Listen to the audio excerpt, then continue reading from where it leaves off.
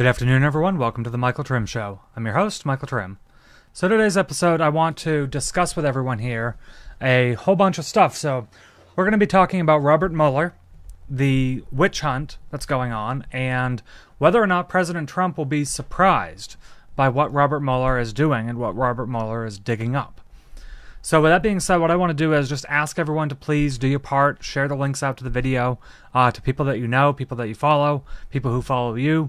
If you could do it on Facebook, on Twitter, on Gab, on Steemit, on the other various platforms, that would help notify people that the broadcast is going on, so that some people who'd like to catch me live can actually catch me.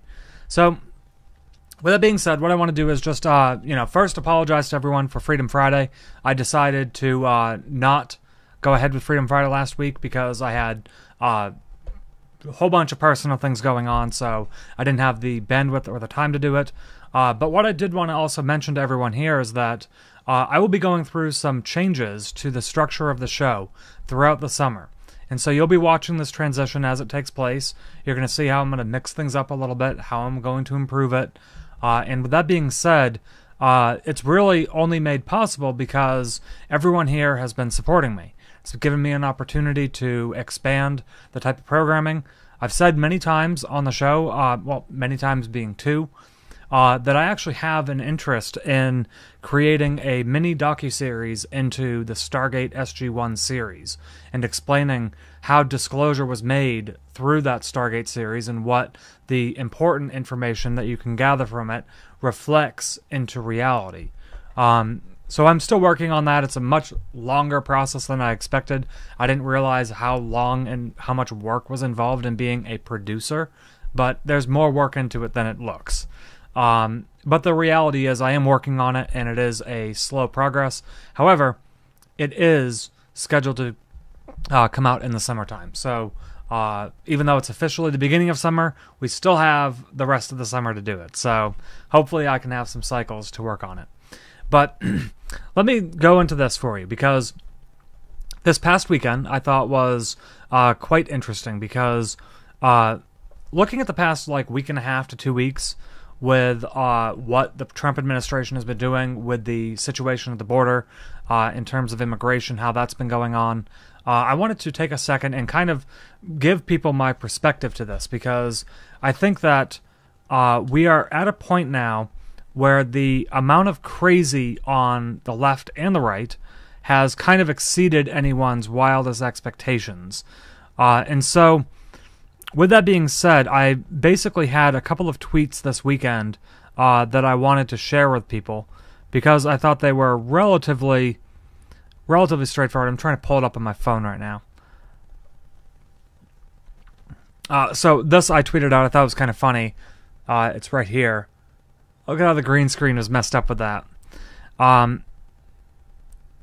What I said was, the left was bitten by a rabid raccoon named Hillary Clinton, Kuru, which has left the left completely rabid. They are frothing at the mouth, rabid animals that need to be tranquilized before their Trump derangement syndrome causes them to snap and terrorize the country.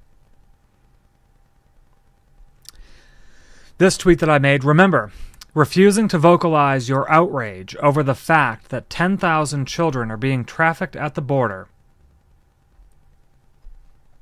only exposes you for only caring about the freedom and lives of just 2,000 of those children being separated from their families, and not a defender of all of the 12,000 children.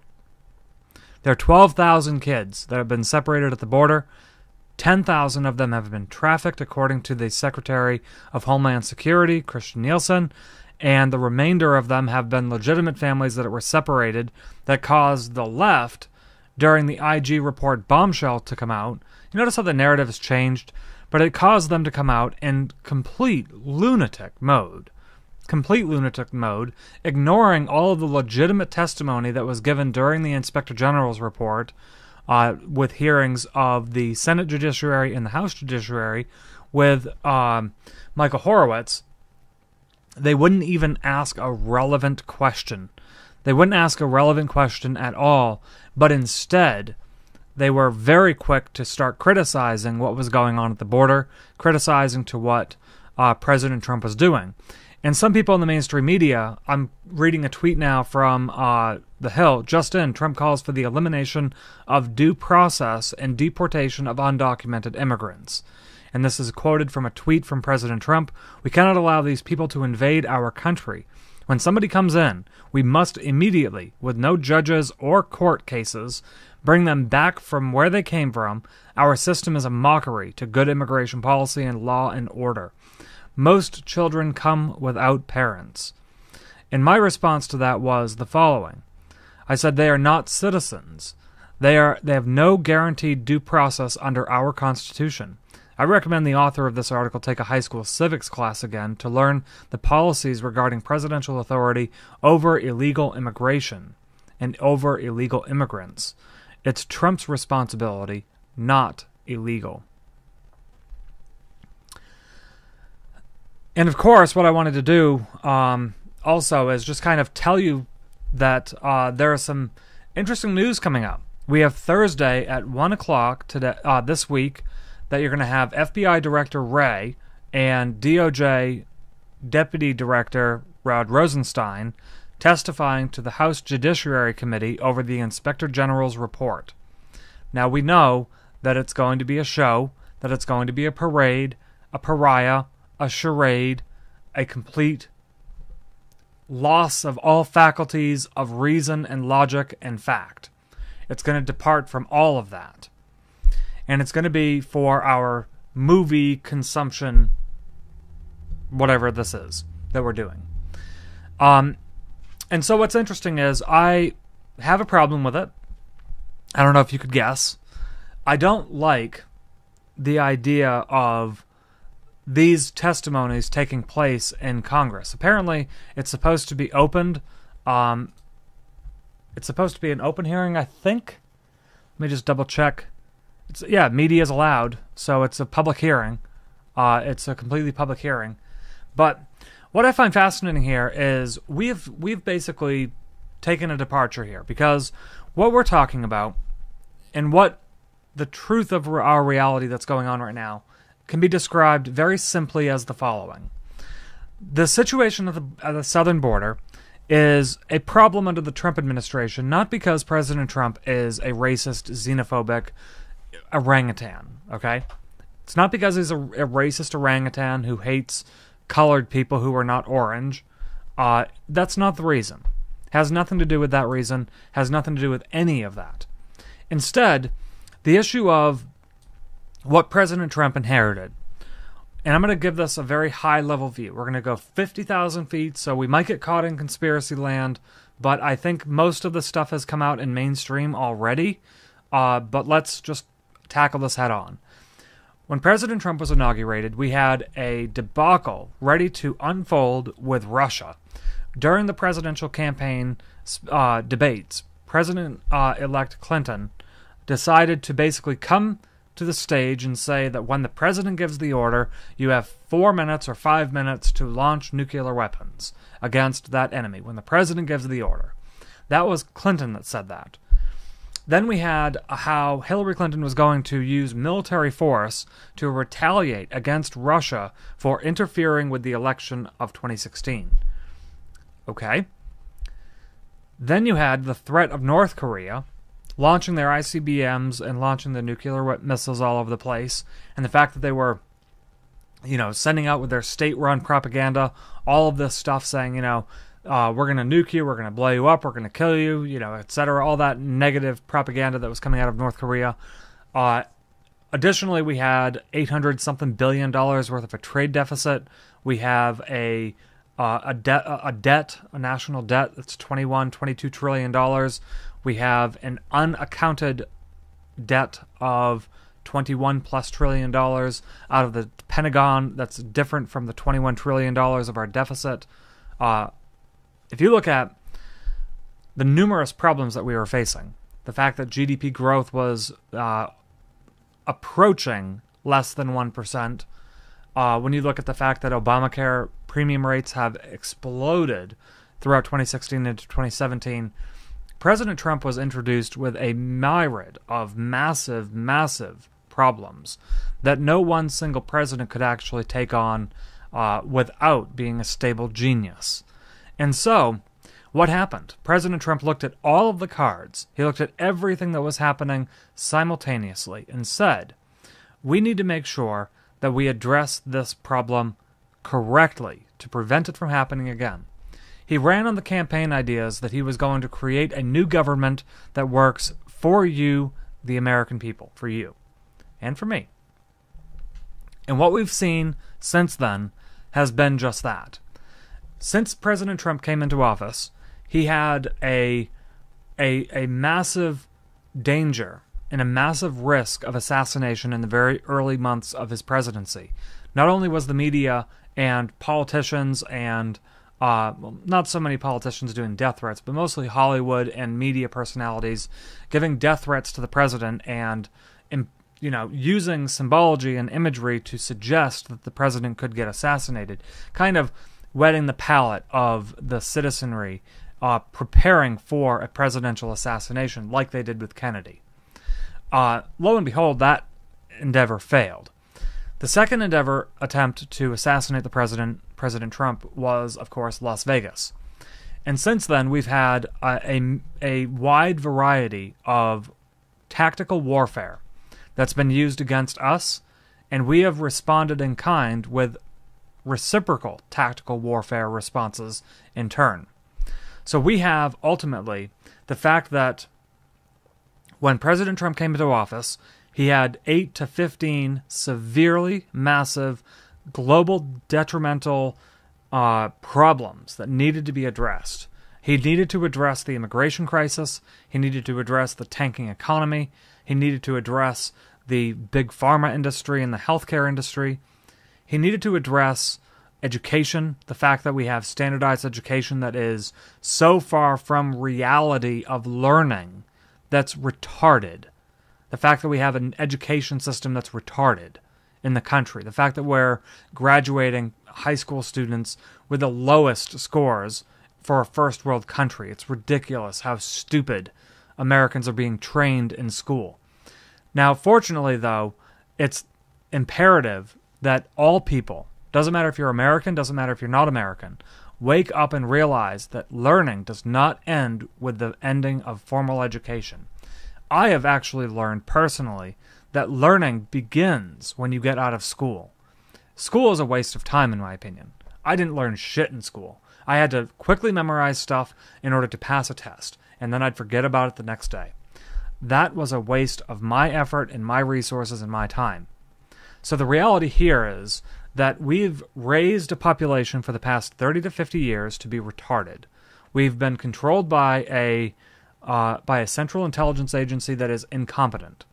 We've been controlled and run by vampires. I mean, I hate to use Alex Jones's terminology, but pretty much fucking vampires. These people are vampires. They're consuming adrenochrome. And what's interesting here is the whole satanic side to it is crazy conspiratorial and crazy. Let's take a second to step back from that for a minute and look at this from the perspective of the 40,000-foot view, not too deep into the conspiratorium. President Trump inherited a massive global and economic problem that had collapses looking left and right by design. Then, pretty much once President Trump is gathering the reckoning, taking a moment of reckoning, looking at what it is that we have. When he became president of the United States, President Trump was signed into many different, very classified programs in order to be the commander-in-chief, in order to run the operation that is the United States government, in order to control the 800-pound gorilla that is the United States government. When he was signed into these programs, he had a massive undertaking to understand what was required in order to fix the monetary system, what was required in order to fix the economy, what was required to settle down the debt, what was required to wind down the world wars that we were facing in the Middle East and elsewhere, what was necessary to take on North Korea on a peaceful endeavor, what was necessary in order to take down the criminal enterprise, the racketeering organization known as the Clinton Foundation. What was necessary? What did it take? It took President Trump several months, with top military advisors and top generals surrounded by him, working on the plan, designing a way to win at all of these wars that we're fighting. And what ended up happening was, right around after Las Vegas took place, I believe that was the event that responded with QAnon. When QAnon came out and started talking about some of the conspiracies of the world, and started talking about some of the future plans for what these organizations are trying to do, and what the Trump administration is trying to do, and what the QAnon movement is trying to do, it's very interesting to me because what we're facing with right now is the fact of the matter is that Hillary Clinton bypassed prosecution. She should have been prosecuted, but she wasn't. The reason why, according to FBI Anon, who was an inside source from 2016, just days before Comey made his press release, just days before Seth Rich was killed, just days before many different other events took place, including the launching of the Trump-Russia campaign, the Trump-Russia conspiracy, including the Peter Strzok bombshell text messages saying, we'll block Trump from becoming president. It won't happen. I'll stop it. I'll be the savior. Looking at that, FBI Anon said that the FBI and the intelligence community has a choice.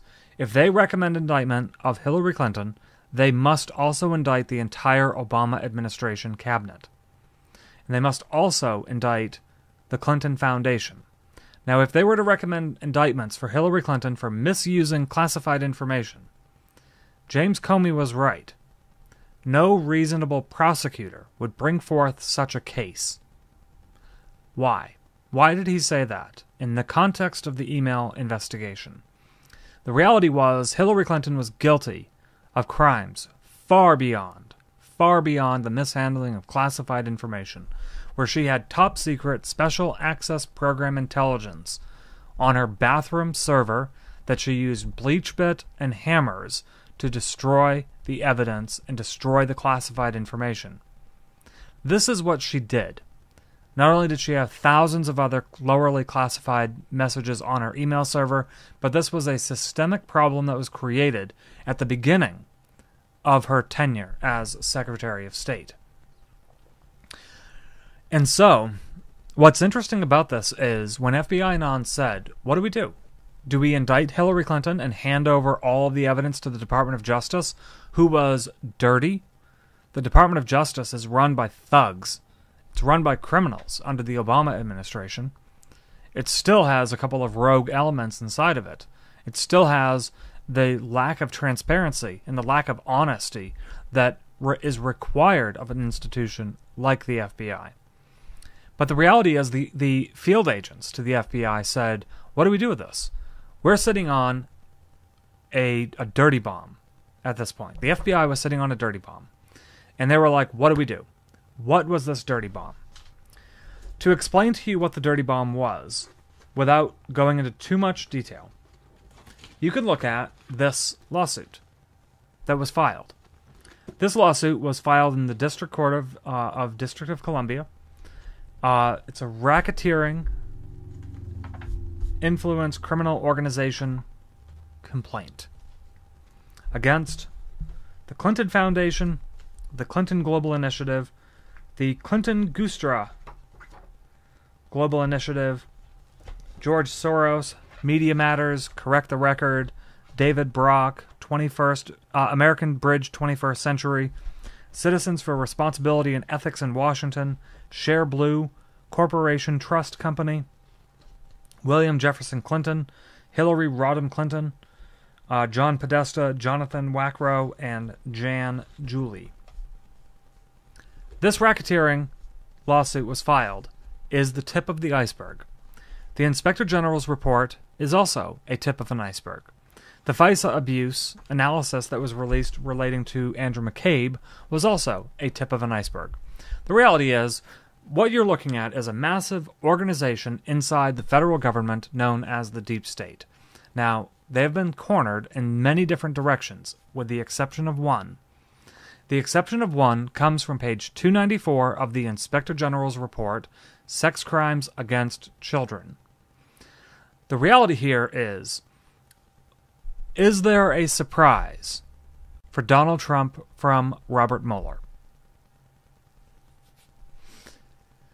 The reality here that I find quite fascinating is the idea that it is possible, it is very, very possible, that this group is exactly what this lawsuit alleges. A racketeering organization. Just like the mafia, just like the mob, it's a criminal crime syndicate. They're transnational trafficking, racketeering organization. That group is who the Trump administration is at war with. And there are many facets to the power of this group and the influence of this group over the country and over politics and over the direction of Earth and the direction of humanity. This group, just looking at things that have been released to the public so far, this group has been involved in money laundering, they've been involved in rigging elections, they've been involved with tampering with witness, they've been involved in obstruction of justice, they've been involved in destroying evidence, they've been involved in mishandling of classified information, they've been involved in child abuse, including child prostitution, they've been involved in weapon smuggling, they've been involved in funding of terrorist organizations, they've been involved in partnering with foreign enemies to the United States, they've been involved with selling classified information from the United States to foreign enemies in exchange for access, in exchange for gifts, in exchange for bribes, in exchange for cash, in exchange for access and influence in the future. Additionally, it's also important for us to recognize that this group has tried on numerous occasions to take down the presidency of the United States. This is nothing close to treason. Nothing short of treason, what they're doing. And what's fascinating is President Trump, during his weekly discussion that he had last week, he had many press releases, but one of them specifically was with Mike Huckabee. And he had a message. He said, it's really quite treasonous what they're doing. When you look at what happened with North Korea and the fact that we've been able to create an agreement of peace, an agreement of complete denuclearization, in that agreement and in that spirit, North Korea has since done the following.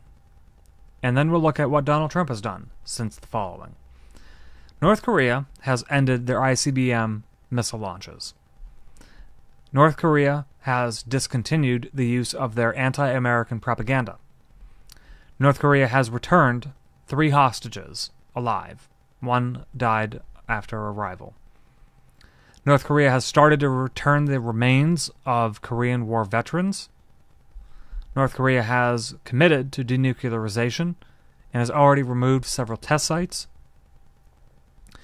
North Korea has also agreed that in order for North Korea to be accepted on the world stage, it needs to address the massive levels of human rights violations that its government currently employs against its people.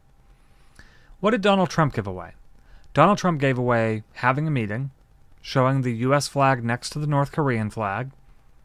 He agreed to stop expensive and provocative war games from taking place in the North Korean region, in the Korean Peninsula.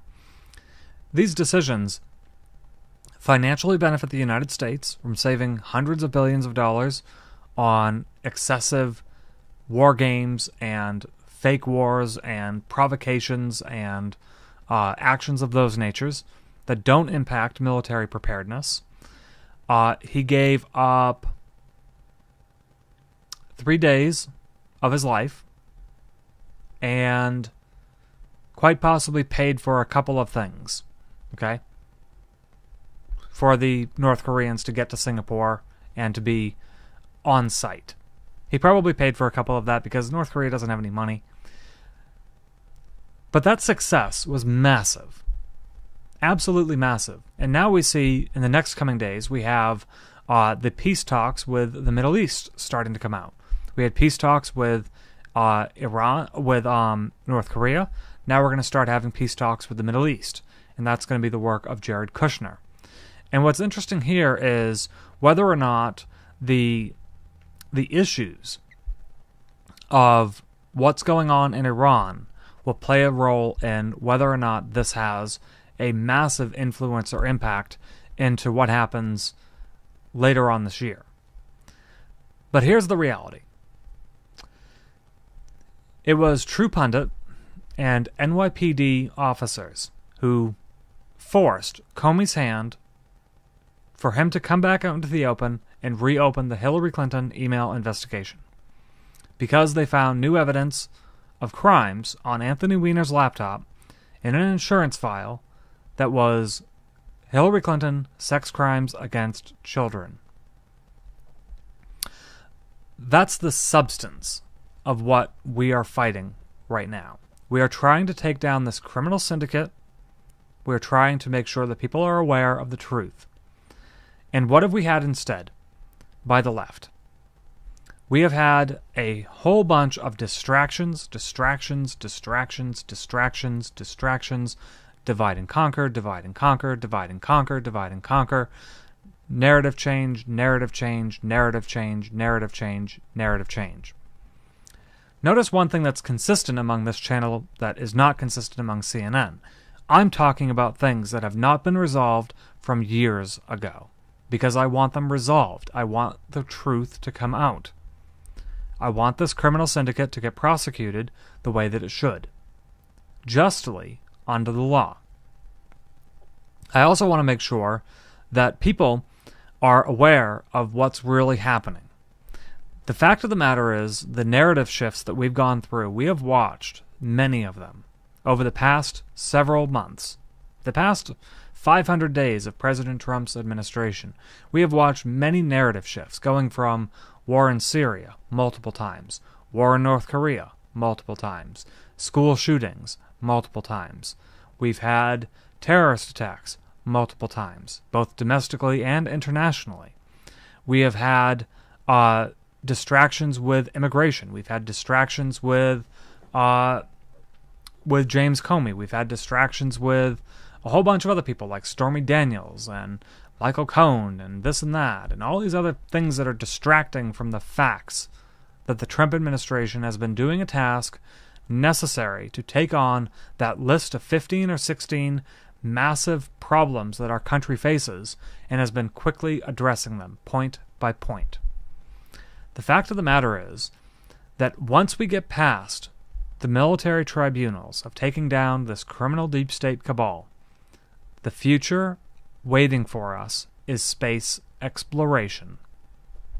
We have heard over the past weekend, in fact, mainstream media talking about the fact that the Space Force, you have two factions of the mainstream media. You have the faction that is supporting the president in his efforts to create the Space Force, and you have the deep state assets who are trying to scare the living Jesus out of you about not wanting the Space Force and about going through the Air Force instead, going through, all of the existing generals first before considering opening up a Space Force. The reality is, the Space Force is going to happen. It's the next logical progression point. We have Neil deGrasse Tyson say that it makes logical sense, but he says that the United States and planet Earth doesn't deserve it, and that President Trump should just allow the Air Force to continue running the space program. I believe that by creating a formalized branch of the Space Force, it means that the government will need to start reconciling the space technology that they have so that they can consolidate it among the different groups and branches of the military and be able to collect and control classified oversight of the military space project, which will directly result in members of Congress receiving access to this classified information, and then putting efforts in working with the president and working with members of Congress to release and declassify some of the technology that has been developed by the secret space program. We saw over the weekend discussions about Hyperloop and the fact that the United States government doesn't have laws in place that are capable of giving the United States Hyperloop technology, giving us the ability to travel between point to point, going several thousand miles an hour in a Hyperloop. This technology is ready to start being built tomorrow. It's been ready for a while. We need to start bringing it out into the open, and this is the next logical progression for us. And what's interesting about this is that's the prize. Space is the prize. We have to want it. All of us here know that it is illogical to believe that we are the only planet to have life in the universe. That's illogical. It would also be, in my opinion, if anyone here believes in God or the existence of a God, I think it would be pretty pathetic of a God to only create life on one planet. The reality is, life does exist elsewhere. We haven't made contact with it. We haven't had the means to yet. Trump wants to change that. He knows the math. He knows the odds. He knows what we're dealing with. He knows that we need to own the reality of our truth. We need to recognize here that in the next coming months, what will end up happening is methodical. If it's really going to take place, which I do think it is going to take place. The mainstream media attempted last week to distract the entire country from child sex trafficking at the southern border. They tried to distract everyone from it. They were saying, oh my gosh, all these people coming out and crying. All of these people coming out and crying on mainstream media about these children being separated from their families. These photos are disgusting. Oh, wait, they came from Obama. The Trump administration, this is his policy. He's a Nazi.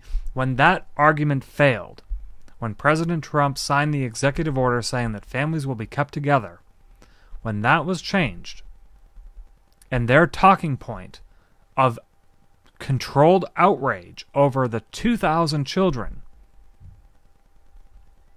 being separated from their families while ignoring the 10,000 children that are being trafficked, 10,000 plus that are being trafficked. All these celebrities and all these media personalities, they all come out with controlled outrage over what's going on at the southern border. The reality is, those 10,000 kids matter to me as well. They matter to this channel, and they matter to my reporting. I'm not going to just focus on the 2,000 that have been separated by their families. I understand separating kids and families are not good. I understand, but it happens all the time. It's what we do when we incarcerate people. It happens all the time. We already do this. This is not a controversial subject. It's only a controversial subject because the left is trying to make you believe that Donald Trump is a racist, that Trump supporters are Nazis, that Trump supporters are the ones standing at the gates saying who's going to be gassed and who's not. It's highly offensive to people who have Jewish backgrounds. Highly offensive. Who support Donald Trump. I know a lot of Jews who support Donald Trump. That's the reality. And none of them are pointing to which gas chamber an immigrant's going to go to. Yet they support President Trump. They support what he's doing on the border. Immigrants, legal immigrants, support what Trump is doing on the border. The reality here is that Donald Trump has positioned himself in a very brilliant manner to deal with this massive problem of the southern border. We need the border wall funded, but in order for us to fund it, we need to have at least a majority in Congress, the Senate and the House, in order to pass comprehensive immigration reform. The talking points, of course, that are being discussed are most of the time divide and conquer strategies. Because, from what I understand, President Trump wants to end chain migration. He wants to end the visa lottery program. He wants to end several of these other programs. And let me just discuss this with you from the perspective of being an immigrant, being a Trump supporter, and being in full support of a border wall. And being in full support of not only the 2,000 kids that are separated at the border from Customs and Border Patrol, but also the 10,000 plus children who were trafficked that the mainstream media has ignored. These kids are being abused. They're being trafficked by people that are child smugglers. They're sexually abusing these children. They are evil, evil people, what they're doing to these kids. I care about those kids. I don't really care about adults that much. I care about kids. I care about protecting my future. I care about protecting the future of our humanity, the future of our planet, the destiny of where we all can live and experience the gloriousness that is life on Earth, the opportunity that we have to experience creation. And so, what I find fascinating here is, my take on it is, for the Republicans on the other hand, I think that the visa lottery program could be modified. I think the visa lottery program is a good idea. I really do. Trump says they're not sending their best, they're sending their worst, we only want their best. I don't agree with that rhetoric. I don't think it's fair.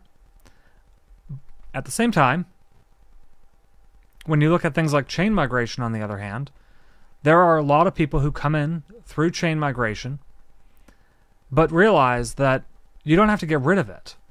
You don't have to get rid of the visa lottery program. You don't have to get rid of the chain migration component.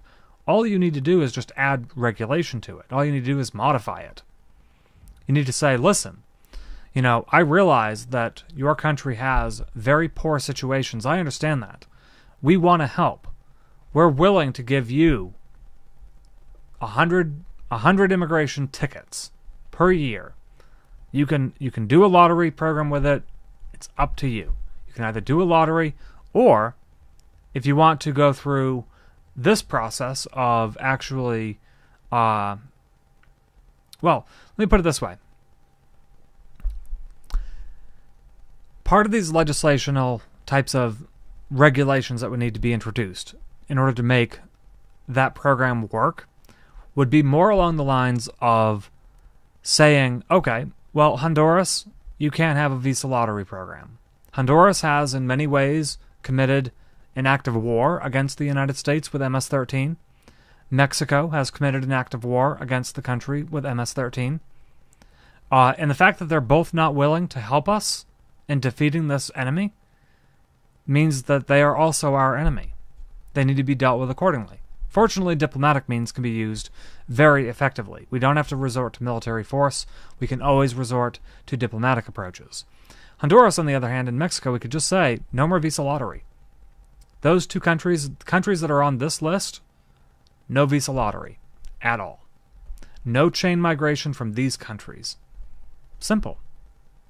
Other countries, like for instance, France, Spain, Poland, Austria, England, Japan, first world countries, countries that are doing well, countries that are not shitholes, okay? Countries that are not completely trying to strategically influence and invade the United States. Countries that I think would be able to have a lottery program could be countries like the Congo. I think that there are legitimate asylum requests for people wanting to escape, for children wanting to escape out of the Congo. I think that other places like Zimbabwe should have access to it. But a limited access. To say, okay, well, we'll do 100 migrants from this country. From all these countries, you have 100 total per year. It's not that much. It's really not that much. You can't take in everyone, which is the point that's being made here. I also believe that giving people who come into the country, who seek asylum into the country, making it a couple of factors to it. Everyone who comes into the country as an immigrant, doesn't matter if you are illegal or if you're not legal. Doesn't matter what status you are.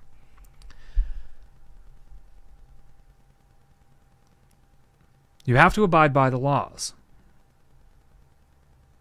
You have to abide by the laws that we have. If you're here currently illegally, self-deport. And then legally come back. You can do that. Believe me, if somebody, as an illegal immigrant, self-deported themselves and said, I was wrong, they could go back to their country and then go back to a port of entry and say, I am formally requesting asylum. I was in the United States illegally. I self-deported because I morally disagreed with abusing the immigration laws of the United States because I understand that the president is trying to protect the citizens of the country. I love the United States. I want to live in the United States. I have family in the United States. I have all my friends in the United States.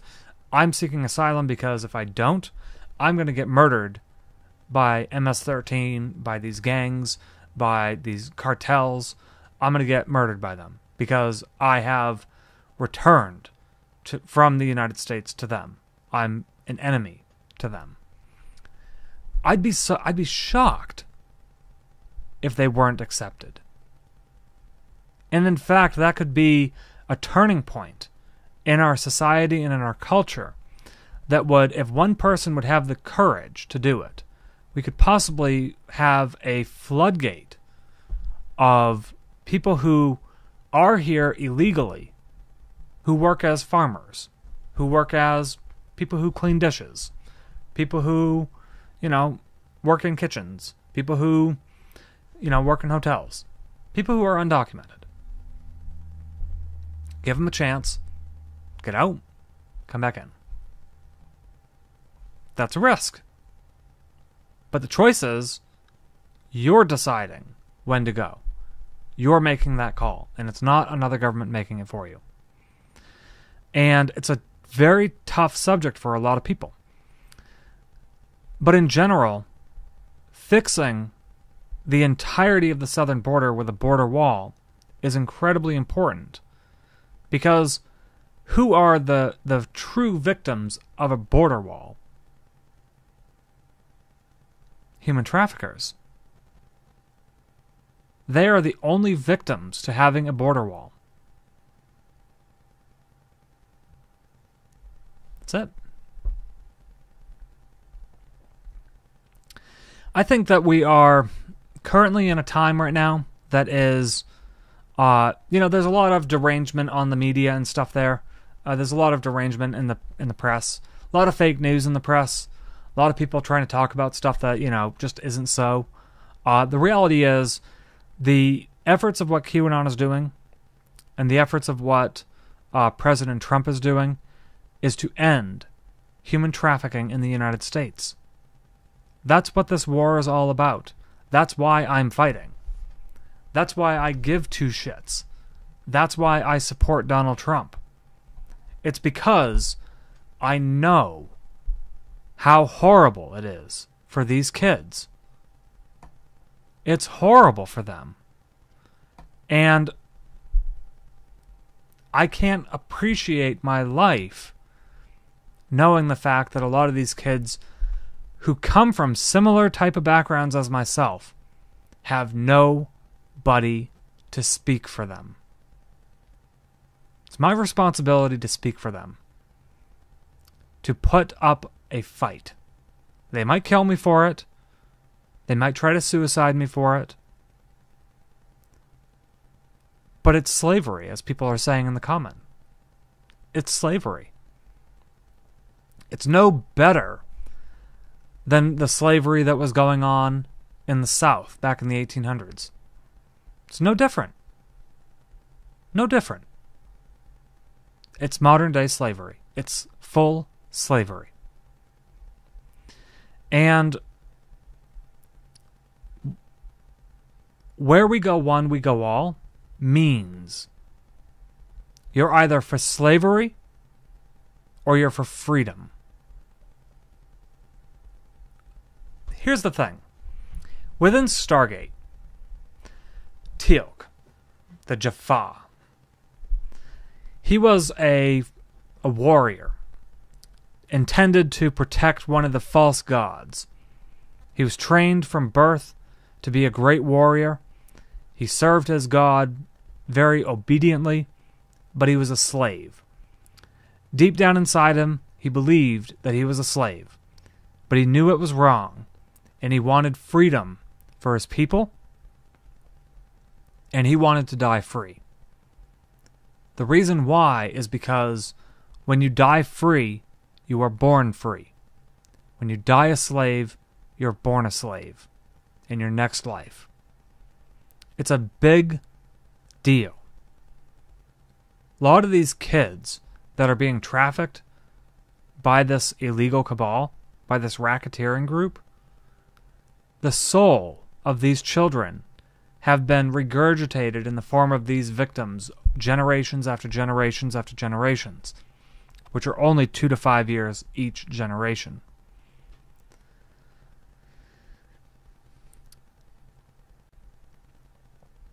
They're stuck in a loop. They're stuck in a dream that they can't escape from. And I can tell you this firsthand, that when you're very young and you experience trauma, when you experience extreme abuse, extreme neglect, you know a lot more about what has happened to you in former lives than people give you credit for. And it's the trauma that makes you remember. It's always the trauma that makes you remember. Which is why people can look at what's happening in the world and around, what's going on in our society at this point. We have a destiny in the stars. That's our destiny.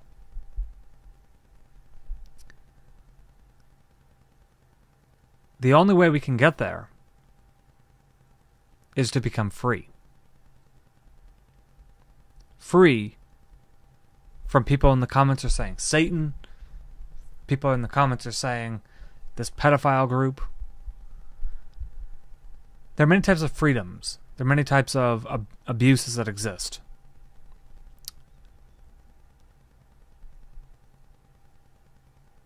But the reality here is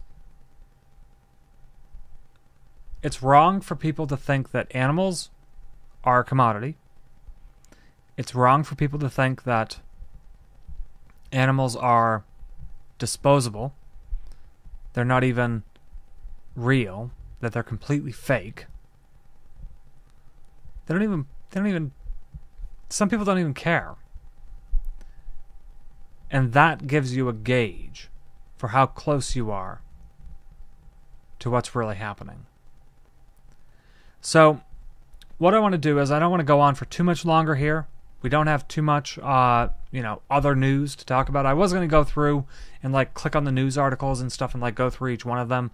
And to be honest with you, I wanted to point out that there's really nothing substantial that came out of the news over the past weekend.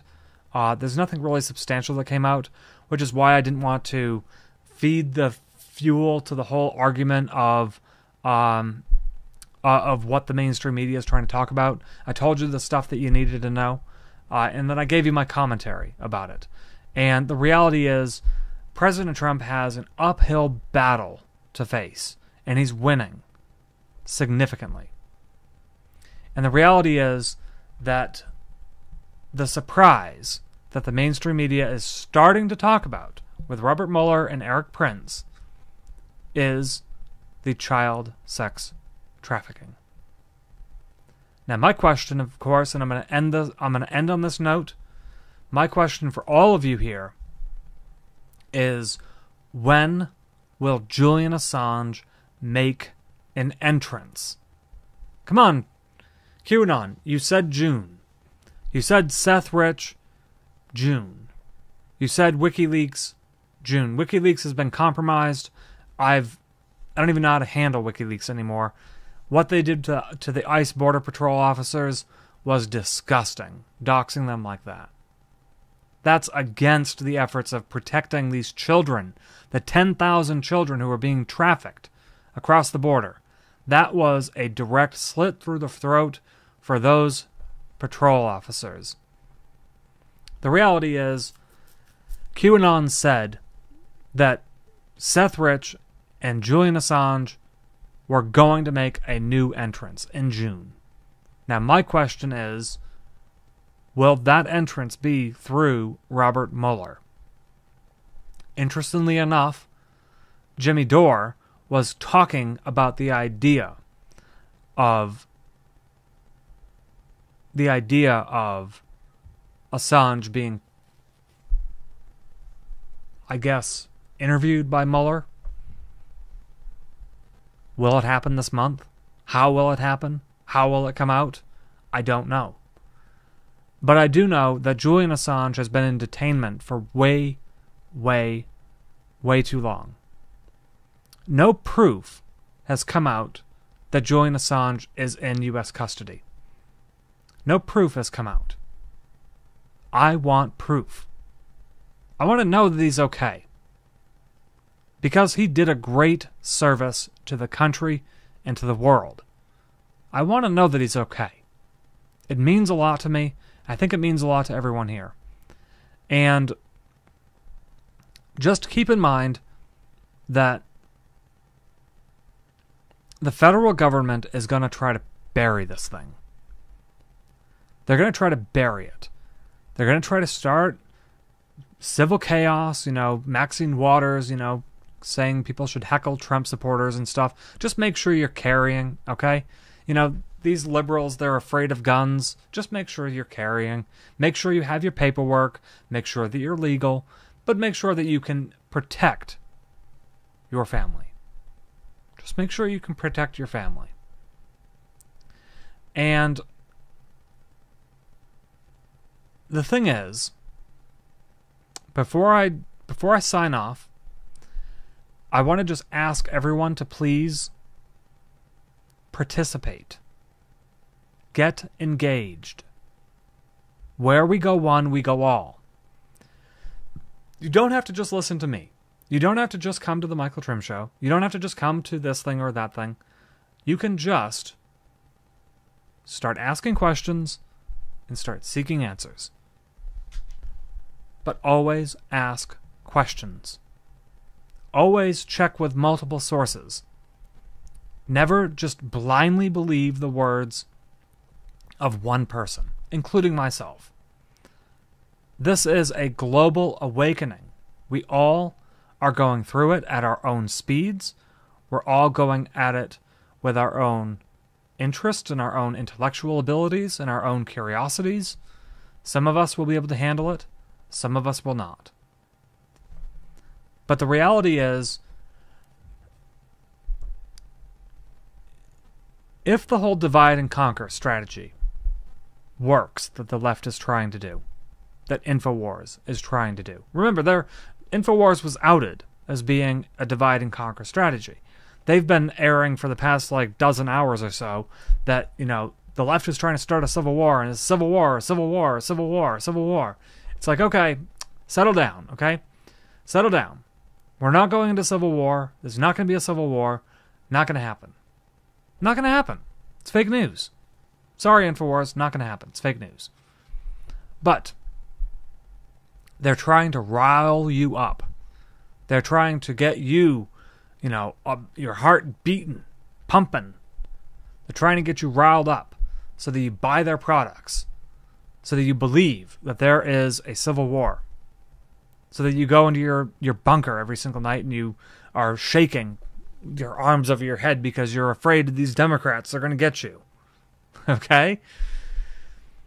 I just want people to take a moment and just focus on the positive. If we were not winning, Donald Trump would not be in office. Our battle is against child sex traffickers. if we were not winning, Donald Trump would not be in office. Pedophiles would not be exposed left and right. Child abusers would not be arrested on epidemic levels. Thousands and thousands and thousands of arrests. Hundreds of victims would not be recovered by law enforcement if it wasn't because we were winning. If we were losing, we would know it. The reality is, don't let the divide and conquer strategy work. Don't let it work. Focus on the truth. Focus on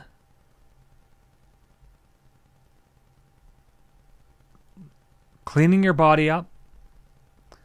Focus on meditation. Focus on learning life skills. Thank you, everyone, for the super chats for the evening. I very much appreciate that. Focus on things that make you happy. Focus on things that will change your life for the better. Focus on reading. Read books. I mean, people don't read enough books nowadays. Read books. Okay? Instead of watching a TV show, read a book. Instead of doing X, Y, or Z, go for a walk. Start meditating. Start researching how to clean your pineal gland.